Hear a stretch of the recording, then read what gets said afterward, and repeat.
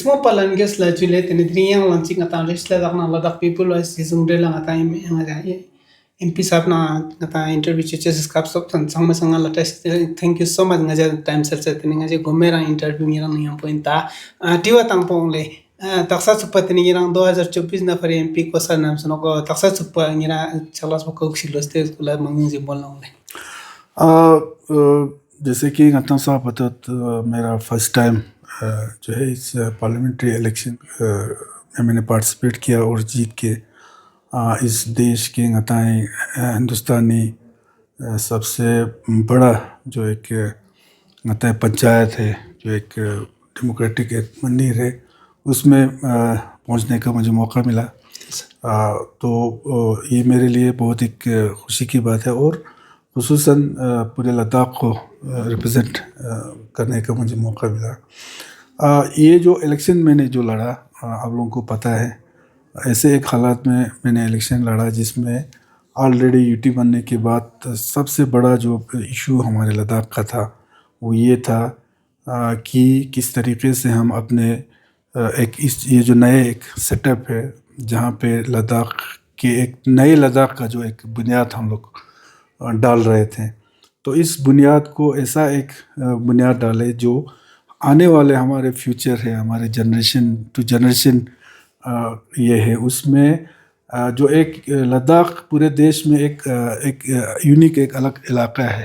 आप टोपोग्राफिकली जरना, जोग्राफिकली जरना, या गति मौसमी हालात जरना, या गति कल्चर और गति वो जरना, ये एक यूनिक था और बहुत ही एक अमन पसंद, एक पेट्रियोटिक एक इलाका था, रहा है हमेशा से। तो इस सारे चीज़ों को मेंटेन रखते हुए हमारे कल्चर ज़िंदा रहा है, हमारे जो क्योंकि लद्दाख का एरिया तो बहुत बड़ा है लेकिन पॉपुलेशन वाइज हम उतना नहीं है जितना हमारे देश की बाकी जगहों में है। तो किस तरीके से हम अपने कल्चर को, अपने रहन सहन को, अपने फ्यूचर का जो हमारे जो खदशात थे उनको प्रिजर्व करके एक खूबसूरत लद्दाख का एक बुनियाद कैसे डालें जिसमें कीड़े भी बने, एपेक्स भी बने, और कीड़े बनाने में ख़ुद मेरा अपना काफ़ी रोल रहा है। तो उस बीच ये जो इलेक्शन पार्लियामेंट्री इलेक्शन आया और मुद्दा भी हमारा वही था कि हम ऑलरेडी 4 पॉइंट एजेंडा पे हम लोग बात कर रहे थे गवर्नमेंट के साथ। कई बार हम लोग एहतिजाज भी हमने किया है, तो वो मुद्दा था और ज़िम्मेदारी मेरे ऊपर हर जगह ये था कि बस इस चीज़ को आगे जो है लद्दाख के लोगों की ख्वाहिशात के हिसाब से, चाहे गवर्नमेंट ऑफ इंडिया के साथ बातचीत करनी हो या पार्लियामेंट में इस इश्यूज़ को किस तरह रखनी हो, ये सबसे बड़ी मेरे लिए एक चुनौती भी थी और लोगों का मेरे ऊपर एक ये था कि आपको ये काम फर्स्ट प्रायोरिटी काम ये होगा, जिसको मैंने कोशिश किया है कि हमारे लद्दाख के लोगों के जो एस्पिरेशन है, इनके ख्वाहिशात है, उनके हिसाब से यहाँ का एक वॉइस बने पार्लियामेंट में भी। और दूसरा ये है कि हमारा कभी एम ये नहीं रहा है कि हम एहतिजाज से, गवर्नमेंट से लड़ के हम इस चीज़ को लाएंगे, वो हो भी नहीं सकता है और ऐसा हमारा सोच नहीं था। हमारा सोच ये था कि भाई चूँकि देना ही गवर्नमेंट नहीं देना है, गवर्नमेंट इस देश का एक खूबसूरत ये चीज़, एक चीज़ ये है कि एक दुनिया का सबसे बड़ा एक डेमोक्रेटिक कंट्री है। तो गवर्नमेंट बनती है चाहे जिस पार्टी की भी बनती है, लेकिन गवर्नमेंट जब बनती है वो पूरा देश का गवर्नमेंट होती है। तो हमें लेना गवर्नमेंट से है, तो इसको बातचीत के ज़रिए से जो है हमारे मुद्दे इनका सॉल्यूशन हो, इसमें कोशिश मेरा रहा है। बातचीत रुके हुए थे इलेक्शन से पहले, आप सबको पता है।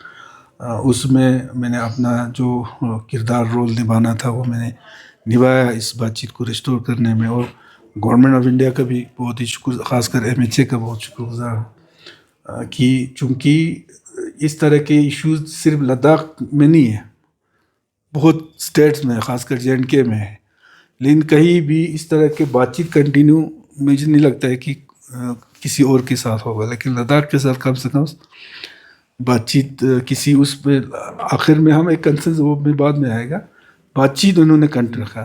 तो सबसे बड़ा मेरा ये था। उसके बाद हमारे डेवलपमेंटल जो इश्यूज पे होते हैं उसमें एमपी का रोल ये होता है कि जो बड़े बड़े कुछ प्रोजेक्ट्स के लिए खासकर कुछ देरी ने हमारे डिमांड्स रहे हैं, खासकर करगिल साइड में तो ज़्यादा रहे, आपको पता है हमारे एयरपोर्ट के मसले हैं, हमारे ये सिविल एयर सर्विस का मसला था। और दोनों जगह पे मेरा फोकस हमेशा जब भी मैं मिनिस्ट्री से मिलता हूँ मेरा यही रहता है कि प्रायोरिटी पे हमारे लद्दाख में हेल्थ सेक्टर और एजुकेशन सेक्टर को लेना चाहिए। उसमें जहाँ जहाँ मुझे इश्यूज़ को ये करने की ज़रूरत मुझे महसूस हुआ वहाँ पे स्ट्रॉन्गली हमने इस इश्यूज़ को हमने लिया है। और सेंट्रल स्पॉन्सर जो स्कीम्स होता है उसमें मैंने कोशिश यही किया है कि अभी तक कि जो भी सेंट्रल स्पॉन्सर स्कीम्स में प्रोजेक्ट आए, पैसा आए, एक रैशनलाइज तरीके से इसमें लेकर गिल या इलाकाई वो ना डाल के वो आप देख सकते हैं आज तक जो जब से मैं एमपी बना हूँ सीआरएफ में प्रोजेक्ट्स आए हैं बिल्कुल एक रैशनल तरीके से आए हैं। पीएमजीएसवाई में अभी फोर्थ फेज, थर्ड फेज तो 2021 में ये हुआ था उसमें जो प्रोजेक्ट, लेकिन फोर्थ फेज का अभी हमने तकरीबन 80 प्रोजेक्ट्स जो है हमने भेजा है जो प्योरली एमपी के उस से भेजता है। उसमें से भी 30 प्रोजेक्ट्स का ऑलरेडी ये अप्रूव आया है जो डीपीआर वगैरह बनाने के लिए, तो अभी डीपीआर भी भेज रहा है 30 प्रोजेक्ट का। और ये फोर्थ फेज का पहला फेज है जो अभी अप्रूव आया है। इसमें भी इंशाल्लाह लेह में भी करगिल में भी जहाँ प्रायोरिटी बेस पे जहाँ ज़रूरत है उस हिसाब से हमने काम किया है और आने वाले सालों में ये पता चलेगा। अब बाकी रहा मेरा मैं जब एमपी बना उसके बाद तकरीबन बहुत सारे इलाकों में जब मैंने टूर किया तो मेन प्रॉब्लम बहुत सारी जगहों पर हमारे कनेक्टिविटी का मसले थे जो जिसको मेरी जिम्मेदारी थी उसको आगे उसको रेस करना। तो अल्हम्दुलिल्लाह इन दो तीन सालों में ख़ासकर जो बीएसएनएल के जो 4G चल रहे थे उनमें बहुत सारी जगहों पर काफ़ी मसाइल थे, कई जगहों पर नए वो देना था। और अभी तकरीबन इंशाल्लाह 40-45 टावर्स का फिर ये हुआ है तो काम भी अभी शुरू हुआ है। तो उसमें भी काफ़ी हद तक लेकिन मैं ये नहीं कहता हूँ कि पूरा तरह से हमारे जो लोगों की जो परेशानियाँ वो हल हो गया, लेकिन काफ़ी हद तक कई जगहों पे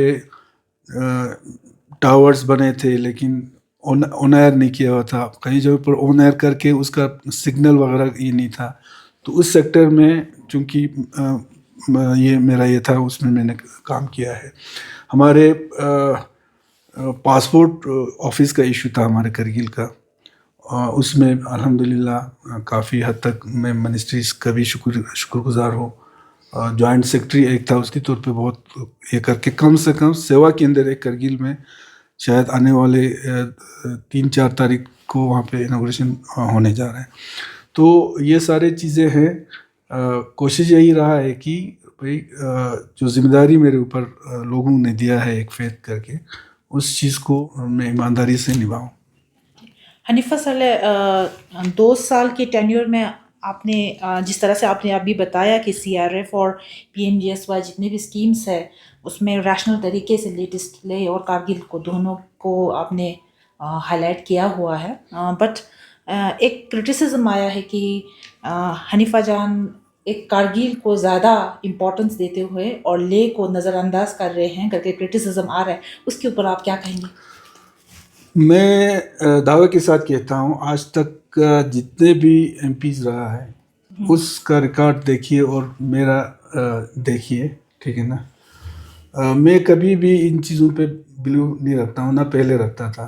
मेरे सामने ना कोई रिलीजियस ये होता था ना इलाकाई कोई वो आप मेरे पर्सनैलिटी के ऊपर आप करगिल में पता कर सकता है।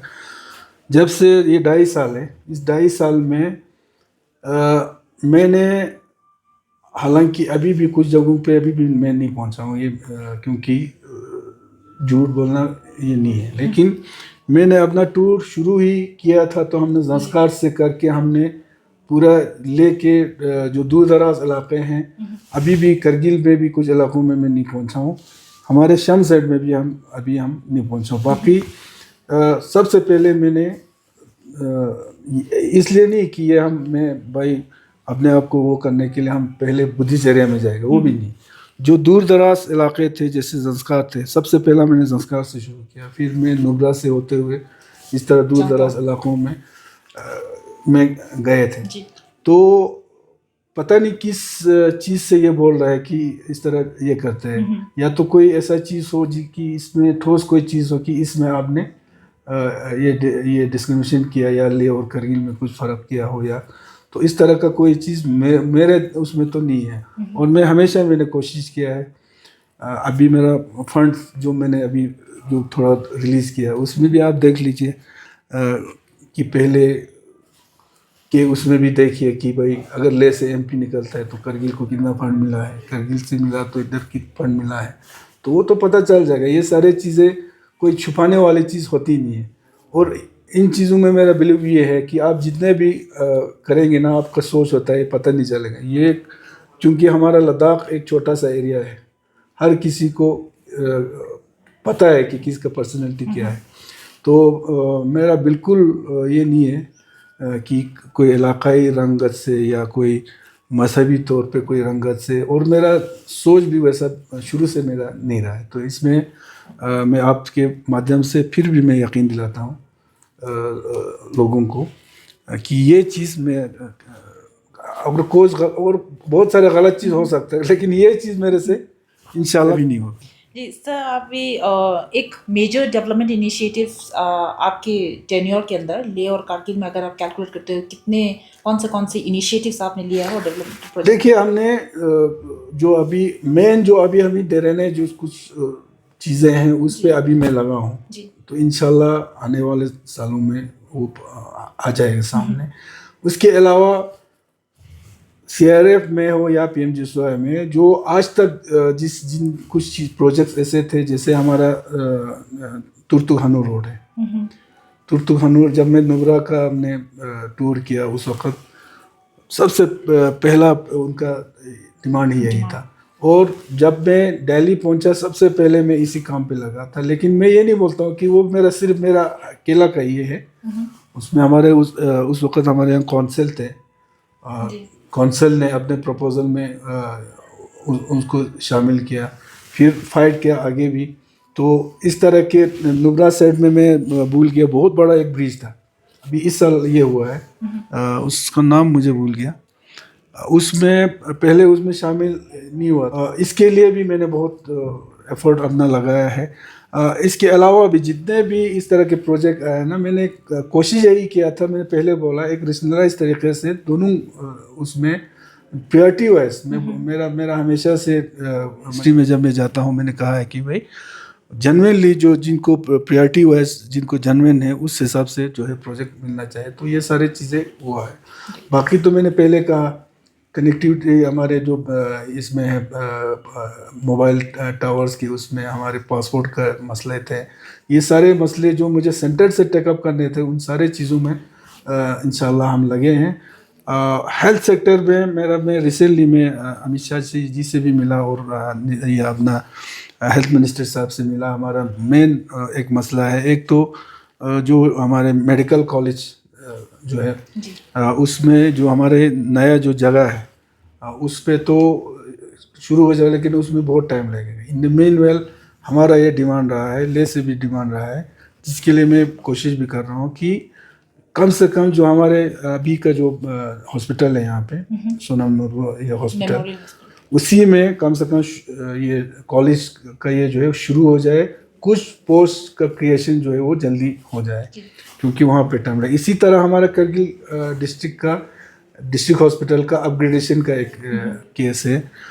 करगिल डिस्ट्रिक्ट अभी 100 बेडेड के आसपास का ही है, तो उसमें हम लोग लगे हैं कि उसको 200 बेड का करें, और दोनों जगह, क्योंकि लद्दाख में हेल्थ सेक्टर में चूँकि हम जब वेस्ट स्टेट से अलग हो गया तो बहुत सारे ऐसे पेशेंट आज की डेट में भी हमको रेफ़र करना पड़ रहा है। ये मैंने कई बार मिनिस्ट्री में भी और एलजी साहब हमारे से ये बातें उठाया है कि जहाँ से जो केस रेफ़र करते हैं बेचारे लास्ट स्टेज पे या जो इमरजेंसी लोग हैं, उनको उस तरह का वहाँ वो अटेंशन नहीं मिलता जिस तरह हमको एज वेल स्टेट में मिलता था। तो चूंकि लद्दाख एक यूटी बन गया, इसका मतलब लद्दाख एक स्टेट है यूटी का मतलब, तो वो कम से कम वो फैसिलिटीज लद्दाख में होना चाहिए। तो इस चीज़ के लिए कोशिश कर रहे हैं। लेह में भी जो है स्पेशलिटी कुछ खासकर 4-5 जो सेक्टर में जो हमारे स्पेशलिटीज़ की ज़रूरत है, दोनों जगह इस तरह के अवेलेबल हो। एजुकेशन सेक्टर में जो है इंजीनियरिंग करगिल कॉलेज का अनाउंसमेंट हुआ है, लेकिन वो प्रोजेक्ट अभी भी जो है फाइनेंस में अभी रुका हुआ है। करगिल में इसके लिए लैंड तक आइडेंटिफाई हुआ है, तो ये चीज़ें इसके लिए हम ये फाइट कर रहे हैं जल्दी से ये चीज़ें हों। तो ऐसे बहुत सारे चीज़ें हैं जो अभी बनने की ये है, उस पर हम लगे हैं इंशाल्लाह। जी सर, आपका टेन्योर लगभग 2 साल से ज़्यादा हो गया, तो लद्दाख के इश्यूज़ को लेके पार्लियामेंट में आपने जो मेजर इश्यूज़ उठाएंगे उनके बारे में थोड़ा पब्लिक को बताएं। लद्दाख का इश्यूज़ तो उसमें सबको पता है, आप लोगों को भी पता है। पिछले 4-5-6 सालों से जिस तरह का एक हालात लद्दाख में बने हुए थे, ख़ासकर हमारे सामने सबसे बड़ा मसला था जब मैं एमपी बना, उसके बाद केडीए एपेक्स, चाहे हमारे बाकी जो पॉलिटिकल पार्टीज़ हो, चाहे हमारे काउंसिल्स रहे हों, सबसे ज़्यादा परेशानी हमारे सामने था हमारे जवानों यूथ्स की परेशानी। रिक्रूटमेंट हो नहीं पा रहे थे क्योंकि डोमिसाइल का मसला और रिजर्वेशन का मसला हल नहीं हो रहा था। लेकिन कहीं ना कहीं जो इलेक्शन के बाद बातचीत का जब सिलसिला शुरू हुआ, तो कम से कम हमारे 4 पॉइंट एजेंडे में ये सारी चीज़ें आते थे, तो कम से कम उन चीज़ों पे कोई ना कोई डिसीजन हम ले पाया। जिस तरह का रिजर्वेशन का फैसला आया, मुझे लगता है कि जिस तरीके से रिजर्वेशन लद्दाख को मिला है, मुझे नहीं लगता कि कहीं और मिला होगा। बहुत अच्छा एक रिजर्वेशन मिला। उसके बाद डोमिसाइल का मसला था, जिसकी वजह से हमारा ख़ासकर गैजेटेड पोस्ट का जो है वो रिक्रूटमेंट बिल्कुल हो नहीं पा रहा था। तो चलो जो भी हो, एक कंसेंसस पे आके जो है एक डिसीजन हम लिया, जिसमें कम से कम इनको एक राहत मिला कि जो रिक्रूटमेंट का सिलसिला जो है वो शुरू हो। लेकिन अभी भी क्योंकि इस बार सेशन चला नहीं तो इसमें मैंने ये टेकअप करना था इस इशू को कि रिक्रूटमेंट भी शुरू तो हो गया, लेकिन जिस तरीके से रिक्रूटमेंट का प्रोसेस चल रहा है वो बहुत स्लो चल रहा है। उसकी वजह से हमारे जो उन नौजवानों का जो एक खदशात था, जिनका ओवरेज हो रहा है, बहुत सारे लोगों को तो आपको पता है बेचारों का ओवरेज हो गया है, ओवरेज हो रहा है, तो उनके लिए ये था कि इसीलिए अभी मिनिस्टर साहब से, ऑनरेबल होम मिनिस्टर साहब से मैं मिला, ये तफसीलन मैंने उनको ये कहा कि चाहे वो आपके यूपीएससी के थ्रू जो रिक्रूटमेंट हो, एज वेल एज हमारे जो डिस्ट्रिक्ट बोर्ड के थ्रू हो या यूटी एलएसएस इसका थ्रू हो, रिक्रूटमेंट के जो सिलसिला है इसमें स्पीड अप लाने की ज़रूरत है। वो चीज़ें हमने टेकअप किया है। ये हमारे सामने सबसे बड़ा मसला था। उसके अलावा हमारे 4 पॉइंट एजेंडा में एक चीज़ ये रहा है कि जो लद्दाख इसका क्या बोलते हैं पीएससी का इशू अभी भी रिजॉल्व नहीं हुआ है, जिसके पीछे सारे लोग लगे हैं। हम चाहते हैं कि लद्दाख का एक अपना पीएससी, और वो ना बनने की वजह से भी काफ़ी जो हमारे हाई जो एजुकेटेड जो मेहनत कर रहे हैं, जो कोचिंग ले रहे हैं, उनके लिए काफ़ी बड़ा मसला हो रहा है। तो ये है। बाकी हमारे जो पॉलिटिकल जो हमारे इश्यूज है, जिसमें हमारे एक डेमोक्रेटिक एक सेटअप की हमने बात की थी। लद्दाख का सबसे बड़ा कंसर्न हमारे सेफगार्ड्स को लेके था। इन दोनों चीज़ों में अल्हम्दुलिल्लाह लास्ट मीटिंग में आपको पता है सब कमेटी की मीटिंग में कम से कम एक कंसेंसस बना कि भाई 371 के अंदर बहुत जो ए से जे तक इसमें जितने भी अच्छे ये हो, उसको हम सब मिला के लद्दाख के लिए ये 371 में से कॉन्स्टिट्यूशनल सेफगार्ड की बात की गई। और डेमोक्रेटिक सेटअप चूँकि हमने स्टेटहुड की बात की थी, उसके साथ साथ हमने ये भी कहा था कि अगर फुल फ्लेज स्टेट ना भी दे पाए तो कम से कम एक लेजिस्लेचर यूटी में एक लेजिस्लेचर दे दें। लेकिन उसमें भी काफ़ी डिस्कशन हुई और उसमें आप सबको पता है कि फाइनेंशियल हमारा जो उसके हिसाब से वो नहीं हो पा रहा, लेकिन इक्विवेलेंट टू एक लेजिस्लेचर हम एक सेटअप लद्दाख को देगा, उस पे एक कंसेंसस बनाना, ना सिर्फ कंसेंसस बनाना बल्कि एक मिनट्स भी साइन हुआ है, उसमें क्लियर लिखा है कि उसमें क्या क्या पावर होना चाहिए। और कल की मीटिंग में भी हमने एक ब्लड पॉइंट एक कुछ दे दिया था जो नॉन नेगोशिएबल एक लिस्ट है। तो इन पे बातचीत एक अच्छे उसमें, मेरा अपना ये सोच है कि अच्छे उसमें चल रहा है। लेकिन गवर्नमेंट के साथ हमने कल की मीटिंग में भी हमने यही कहा है, मिनिस्ट्री से भी कहा है कि भाई ये सारे प्रोसीजर जो है इस पर स्पीड अप लाने की ज़रूरत है। आज एक मीटिंग किया, उसके बाद 6 महीने के बाद, क्योंकि लास्ट टाइम जब मिनट्स साइन हुआ उसके बाद से एक ड्राफ्ट तैयार करनी थी MHA को, लेकिन उस पर अभी तक कहीं ना कहीं से एक शुरुआत नहीं हुआ है। तो कल CS साहब ने एश्योरेंस दिया है। एक चीज़ अच्छी बात ये हो गया कि फर्स्ट वीक ऑफ सितंबर में एक ऑफिशियल मीटिंग, चाहे हाई पावर कमेटी का हो चाहे सब कमेटी का हो, ये बिल्कुल CS साहब ने ये दिया है कि फर्स्ट वीक में हम एक मीटिंग करेंगे और उसमें हमारा ड्राफ्ट के ऊपर क्लियर बात हो जाएगा। जी सर, अभी आपने जो स्टेटमेंट दिया उसमें से छोटा सा क्वेश्चन है, क्योंकि ये क्वेश्चन हमने पहले भी आपको इसके लिए अप्रोच किया था लेकिन समय नहीं मिला आपको। जो डोमिसाइल की बात चल रहा था उसमें कुछ ऑब्जेक्शन, सिर्फ आपने ऑब्जेक्शन रेज करके आप अवॉइड किया, उसमें हमने अप्रोच भी किया लेकिन नहीं, उसमें मेरा सहमति उस वक्त शामिल नहीं था। ये तो दुनिया को ये था, वो क्यों नहीं था, क्योंकि डोमिसाइल का हमारा KDA और एपेक्स का एक क्लियर ये था कि कट ऑफ डेट जो है वो आपको पता है। लेकिन जब वहाँ पे मीटिंग हो रहा था तो उस बीच MHA ने क्लियर ये कहा था कि इस चीज़ पे इतना नहीं हो सकता है। तो फिर उसी बीच हमने फिर KDA और एपेक्स के लोगों ने जाके दूसरे साइड में हमने मीटिंग किया। उस मीटिंग में क्लियर एक ये फैसला हुआ कि भाई हम जो है 30 साल, चलो 30 साल हम ये दे देंगे, उससे नीचे हम बिल्कुल नहीं आएंगे। तो वो मीटिंग करके अंदर मीटिंग में पहुंचता है तो फिर वहाँ पे जो गवर्नमेंट जो बताता है उस पर ये हो जाता है। और मुझे यहाँ से यूथ जो मुझे मेरे से जो मिले थे, जो एक्सपीरियंस मिले थे, उन सब का ये था कि डोमिसाइल पे आप लोग कम से कम कट ऑफ डेट के उस पर नहीं आना चाहिए। तो मेरा उसमें कहने का मतलब ये था कि एक मीटिंग में इसको ये मत करो, हम वापस जाएंगे, लोगों से मशवरा करेंगे, ठीक है ना। जब सबका अगर सहमति हो तो मेरा कोई नहीं होगा। लेकिन उस मीटिंग में ये कहा गया कि सब ने एक ये किया, तो फिर मैंने बोला कि मेजॉरिटी का फैसला तो फैसला है, आप लोग मेजॉरिटी के फैसला सब करो, लेकिन मेरा सहमति तो इसमें नहीं होगा। बस ये हुआ था। हनीफा सरले, और एक आप जिस तरह से आपने पहले बताया टेली कम्युनिकेशन का इशू, आपने टूर भी किया है नुब्रा के काफ़ी फार फ्लंग जगह और चंगतांग के काफ़ी जगहों पे अभी भी टेली कम्युनिकेशन के बहुत सारे इश्यूज हैं।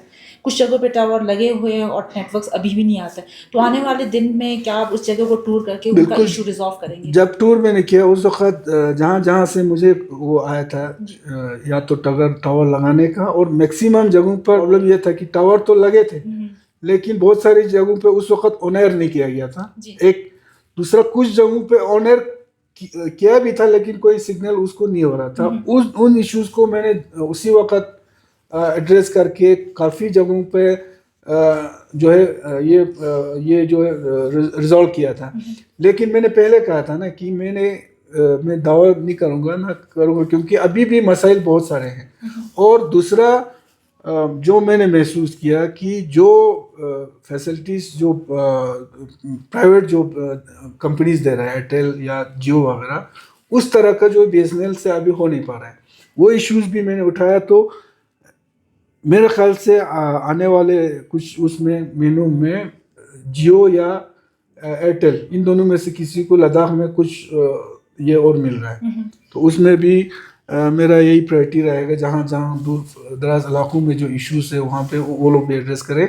और तकरीबन 40-45 है, मुझे एग्जैक्ट याद नहीं है, कि BSNL का जो 4G से जो प्रोजेक्ट चल रहा है उसका सेकंड फेज शुरू हो गया है। अभी ये टेंडर वगैरह भी हो के काम भी शुरू हो गया है। तो वो भी वही प्रायोरिटी यही रहेगा, जिन इलाकों को जो अनकनेक्टेड है या जिनमें प्रॉब्लम है उनको हल जाएगा। सर ये भी बहुत पुराना क्वेश्चन है, मौका नहीं मिला आज पूछेंगे। आपका एक स्टेटमेंट आया कि दूसरे लोग से एमपी बना करके एक सेमिनार में, तो उसके लिए ले में काफ़ी लोग रिसेंटमेंट जाता है, उसके बारे में नहीं, उस वक्त देखिए वो शायद हैदराबाद में एक प्रोग्राम चल रहा था, तो उसमें शायद मैंने किसी कंटेक्स्ट में बोला था, मुझे अभी याद नहीं है, बोला था, तो बाद में मैंने उसको क्लियरेंस भी किया था। तो ये कोई एक रिलीजियस एक वो था, कोई प्रोग्राम था शायद, वो मुझे भूल गया, वो कंटेक्स्ट भूल गया। उस कंटेक्स्ट में वहाँ पे ओवैसी साहब भी था। तो ये लद्दाख के उसमें सिर्फ नहीं बोला था कि मैंने एक जर्नल एक वहाँ पे बात चला था, तो उसमें मैंने बोला था, तो बाद में मैंने उसका क्लियरेंस भी दिया था। और दूसरा किसी भी इसका ना आपको प्रैक्टिकल और उसके जो पर्सनालिटी है ना, उससे पता चल जाता है कि कौन किसका सोच क्या है। तो मेरा सोच तो इस तरह की उसमें होता ही नहीं। सर सितंबर 24 वायलेंस के बारे में तो सबको ही पता है, तो जितने 4 मार्टियर्स है और विक्टिम्स, काफ़ी सारे विक्टिम्स है, MP as a MP Ladakh आप उन मार्टियर्स फैमिली के लिए कंपनसेशन देने का या कुछ ऐसा कुछ प्लान हो, या आपने अनाउंस किया हुआ है सर? मैंने, चूंकि मेरा अपना फंड से इस तरह से किसी को उसको देने के लिए उसमें मेरे एमपी लेड फंड्स में ही नहीं, लेकिन ये जो अनफॉर्चुनेट एक वाक़या लद्दाख में हुई, और ख़ासकर जो बेचारे जो नौजवान 4 की जान चली गई और जो इंजर्ड हुई, ये बहुत एक अनफॉर्चुनेट था। और इसके लिए आवाज़ सबसे पहले हमने ही उठाया था। मुझे याद है कि मैं दूसरे दिन में लेह पहुंचा था, मैं हॉस्पिटल गया, तब तक कोई भी इस तरह का आवाज़ किसी ने नहीं उठाया था।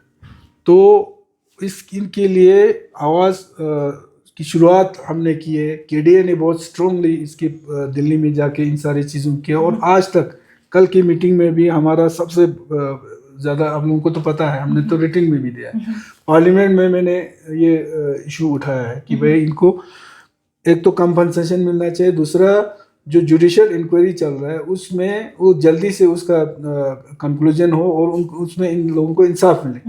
ये 2 चीज़ों के लिए हम लोग, और कंपनसेशन के लिए तो मैंने खुद होम मिनिस्टर साहब से जब मिला, उनको मैंने रिटर्न भी दिया है। बाकी रहा मैंने अपने फंड से मैंने कोशिश किया था, मैं देखा था कि इस तरह दे सकते कि नहीं दे सकते, लेकिन अभी तक मुझे उसमें कोई रास्ता नहीं निकला। लेकिन अदर उसमें भी मैं कोशिश कर रहा हूँ कि, क्योंकि ये तो एक इंसानियत का एक ये है, इसमें कोई वो नहीं है। क्योंकि मैं गया हूँ, इनसे मिला हूँ, इनकी फैमिली से, बेचारे 2-3 का तो फैमिली बैकग्राउंड इतने बेचारा ये है, ये तो इंसानियत के तौर पे भी सबको इसमें इनके लिए खड़ा होना चाहिए। तो इंशाल्लाह इसमें तो हम लगे हैं, इनको कंपनसेशन और इनके अपने उसके हिसाब से जो है कंपनसेशन मिलना चाहिए। सर जो अभी एनसी पार्टी की बात करें आप अध्यक्ष के तौर पे, दूसरी तरफ डॉक्टर मोहम्मद जफर खान साहब का क्वेश्चन उठाना है कि वो इंडिपेंडेंट एमपी भी बना है, साथ ही साथ वो एनसी का ओहदा भी लेके बैठा है, तो उस पर क्या कहना चाहेंगे? देखिए, मैं जब करगिल में जब कौंसिल बनी, उस वक़्त मैं प्रेसिडेंट था। हालांकि इलेक्शन के टाइम पे तो हम सब ने रिज़ाइन दिया था, आप लोगों को पता है, तो उसके बाद तो कोई ऑफिशियली कोई प्रेसिडेंट बना नहीं है। उस वक़्त जब मैं प्रेसिडेंट था, हमारा बाज़ाब्ता एक कोalition बनी थी, और उस कोalition में एक एग्रीमेंट ये हुआ था। उस एग्रीमेंट में हम 4-5 लोगों ने साइन किया के उनसे वादा किया था, और उस वादे पे हम लोग खड़े थे। और 2.5 साल के बाद जो है वो पावर शिफ्ट होना था, तो उसमें पावर शिफ्ट नहीं कर पाया, डॉक्टर साहब ने छोड़ा नहीं। तो उसमें एनसी के जो हाईकमांड है उन्होंने डिसीजन एक लिया कि भाई ये जो कोalition जो है, हमने जो वादा किया था 5 साल का, ठीक है ना, कांग्रेस और एनसी का एक कोalition 5 साल का है। अदरवाइज करगिल में अगर आप देखेंगे ग्राउंड लेवल पे टक्कर जो है वो एनसी और कांग्रेस का ही है, होता है हमेशा, क्योंकि इन्हीं 2 पार्टियों सबसे बड़े पार्टी है। तो एक कोalition बन गया 5 साल का, तो ये 5 साल ईमानदारी से हम कोalition को आगे बढ़ाएंगे, हमारे हाईकमांड का एक वो था, डिसीजन था। तो उस डिसीजन में हमारे जो पार्टी के जो लोग हैं, जो हमारे वाइस प्रेसिडेंट्स है, सेक्रेटरी है, उन सब का ये था कि हम जो है ये जो 5 साल का ये है इसको देना चाहिए। तो उस पे ये था। बाकी इलेक्शन से पहले हम सबको रिज़ाइन देना पड़ा था, मैंने भी रिज़ाइन दिया था। उसके बाद अब देख लो, कभी कहीं इलेक्शन फिर हुआ है या कुछ ये हुआ है, कोई ऑफिशियली ये हुआ है। बाकी रहा जो कोalition की बात है, उस पर आज भी मैं कायम हूँ, क्योंकि मैं उसमें शामिल हूँ, मेरा उसमें सिग्नेचर है। और ये जो कोalition बनाया था हमारे उस वक़्त के समझो करगिल के तो एनसी के सबसे बड़ा ये था, और आज भी उनका हम रिगार्ड करते हैं, कमर अली आखुन साहब, उन्होंने ही कोalition बनाए थे, उन्होंने ही ये साइन किया था। इम्पोर्टेंट क्वेश्चन है, जिस तरह से जो अभी करगिल हमले में जो चल रहा थे, एक गोम्पा मेन रीज़न था। तो अभी रिसेंटली करगिल कौंसिल ने 2 कनाल ज़मीन अलॉट किया, लेकिन कुछ जो बुद्धिस्ट कम्युनिटी का कहना है कि पहले 10 कनाल या 8 कनाल या 4 कनाल देने का भी वादा किया था। आप सीसी भी रह चुके हैं, क्या ऐसा कुछ डिमांड था या देने के लिए तैयारी हो गया था? जब मैं जब सीसी था उस वक्त तो लैंड का बात नहीं था, क्योंकि ऑलरेडी लैंड पे डिस्प्यूट था। जो हमारे एसवेल जो वहाँ पे सराय बने थे, ये जो अरेंजमेंट हुआ है ये केडे बनने के बाद ये बने हैं। केडे बनने के बाद ये इश्यूज हमारे सामने आ गया, तो केडे ने क्या किया, क्योंकि केडे में करगिल के जो मेन जो बड़े इदारे हैं वो सब शामिल हैं, तो हमने इदारों के हेड के साथ बातचीत करके, और इदारों के हेड ने भी बिल्कुल दिल से हाँ ये कहा गया है कि भाई गोंपा बनना चाहिए, इनके मगर अलग ज़मीन इनको दे दिया जाए। तो इस वक्त ये लैंड का इशू उठा था। डिमांड एलबीए की तरफ से हुआ था कि 4-5 कनाल आपको हो सके तो दो, लेकिन वहाँ पे जो कुर्बथांग में जो जगह है उसमें उतना ये था नहीं। तो हमने ये कहा गया कि हमारे जो रिलीजियस हेड ने कि भाई फ़िलहाल 2 कनाल उनको दे दो, कम से कम फ़िलहाल शुरुआत तो एक हो जाए। उसमें तो सबसे बड़ा रोल केडीए का है, क्योंकि केडीए में हमारे रिलीजियस ऑर्गेनाइजेशन शामिल है, ये उनके उसमें है। हम और ये चाहते थे जब से यूटी बने, हमारा कोशिश यही रहा था कि हम सब एक यूनिट रहे हमारे बीच भी, क्योंकि मैंने पहले करना, और मैं हमेशा कहता हूँ कि हमारे लिए एक अपॉर्चुनिटी है कि हम इस लद्दाख को किस तरह बनाएं।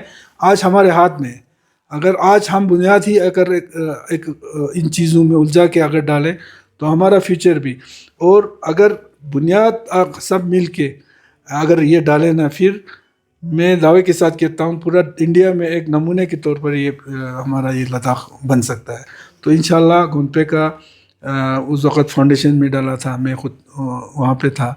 आपका करगिल में जो जगह है वहाँ पे कमर्शियल और सराय भी इंशाल्लाह आने वाले उसमें बनेगा। तो ये कम्युनल हार्मनी जो है इसको मेंटेन ज़रूर रखना है, इस लद्दाख को अगर हम खूबसूरत तरीके से आए।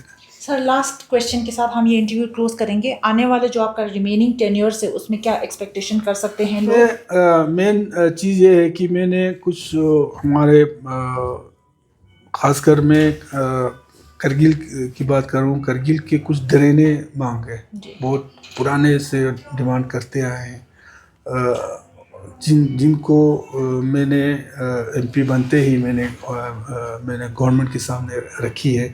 उसमें मुझे उम्मीद ये है कि जिस तरह का रिस्पांस, खासकर एमएचए मिनिस्ट्री अमित शाह जी बहुत अच्छा रिस्पांस दे रहा है, तो मुझे लगता है कि उसमें से अगर 1-2 प्रोजेक्ट भी बने। दूसरा मेरा मेन फोकस ये है, मैं पिछले बार हमारे एग्रीकल्चर मिनिस्टर से भी मिले थे, और एलजी साहब से भी बहुत शुरू में ही हमारा ये हुआ। तो एलजी साहब पहला एलजी होगा जो इन चीज़ों पे फोकस दे रहा है, वो है हमारा एग्रीकल्चर एंड हॉर्टिकल्चर सेक्टर। ये हमारे लेह में भी और करगिल में भी कुछ इलाके ऐसे हैं जहाँ बहुत अच्छा पोटेंशियल है। हमको ये पता है कि हमारे स्टेट जब एजवेल स्टेट थे उसमें हमारे हॉर्टिकल्चर को कोई वो नहीं था, इवन हमारे एप्रिकॉट और एप्पल जोजिला से पार नहीं जा पाते थे। लेकिन आज की डेट में दुबई जा रहा है, गल्फ कंट्रीज़ में कई कंट्रीज़ में हमारे ये जा रहा है। लेकिन उसमें थोड़ा प्रॉब्लम ये है कि जिसको मैंने सही तरीके से गवर्नमेंट ऑफ इंडिया में भी और यूटी में भी हमने उनके सामने रखने की कोशिश मैंने किया था, वो ये है कि प्रोडक्शन हमारा कम है। प्रोडक्शन हमारा कम क्यों है? क्योंकि प्रोडक्शन कम इसलिए है, पोटेंशियल है हमारे बहुत सारे इलाकों में, लेकिन वहाँ तक हम पानी किस तरह पहुँचाए अभी तक उस पर ध्यान बहुत कम किया है। और उस पे मेरा कई प्रोजेक्ट्स मैंने बताया मिनिस्ट्री में भी, और एलजी साहब आते ही इन चीज़ों पे आपने देखा होगा बहुत सारे इलाकों में जो बड़े बड़े वो पॉट बन रहे हैं, तालाब बन रहे हैं, इस पे एलजी साहब बहुत फोकस है। और मुझे उम्मीद है कि जिस तरीके से एलजी साहब ये दे रहा है और सेंटर में दे रहा है, उन इलाकों में हमारे शाम साइड है, नुब्रा साइड में, हमारे करगिल में सौद इलाका है, इस तरह का सौद इलाका तो पूरा ड्राउट है। दूसरा फोकस जिस तरीके से पिछले कई सालों से हमारे जो डिज़ास्टर में आ रहा है, जो बादल फटने से जो फ्लड्स का वाक़यात जो बार बार आ रहा है, उस चीज़ पे भी मैंने होम मिनिस्टर साहब से मैंने ये गुजारिश की है कि पूरे लद्दाख में जिन जिन इलाकों में ये आता है, एक वन टाइम एक पैकेज दिया जाए, जहाँ पे हमको बहुत ज़रूरी है कि उन जो हमारे पुराने जो नाले हैं ना, वो नहीं जो फ्लड एरिया जोन एरिया के नाले हैं, तो कई सालों से फ्लड वगैरह आ रहा है, तो वो नाले भर रहे हैं। अब आगे जाके ये खतरा है कि वो डाइवर्ट होके हमारे, चूँकि अल्लाह का फजल है कि अभी तक तो कोई कैजुअलिटीज़ वगैरह हमें उतना देखने को नहीं मिल रहा है, लेकिन आने वाले सालों में तो उसके लिए नाला ट्रेनिंग और प्रोटेक्शन फंड्स के लिए ए वन टाइम पैकेज के हमने डिमांड किया है। तो इसी तरीके से बहुत सारे कई ये है, तो मुझे उम्मीद है कि इस 2.5 साल में उसमें से कुछ भी बने तो ये मेरे लिए बहुत ये हो। Thank you so much. शुक्रिया, थैंक यू।